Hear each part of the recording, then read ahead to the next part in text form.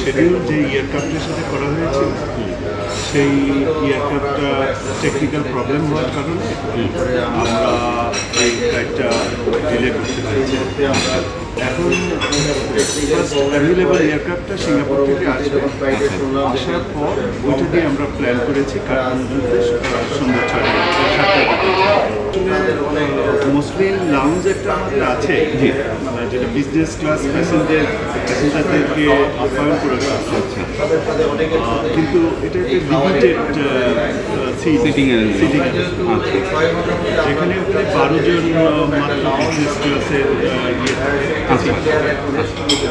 এখানে তো number of guest অনেক বেশি, এই জন্য সংকুলনটা আপনারা যেহেতু আমাদের একটা অবজারভেশন দিয়েছেন, আমরা বিষয়টা আমাদের ম্যানেজমেন্টের সাথে কথা বলে আমরা একটা ব্যবস্থা নেওয়ার চেষ্টা করবো ইন ফিউচার ইনশাআল্লাহ।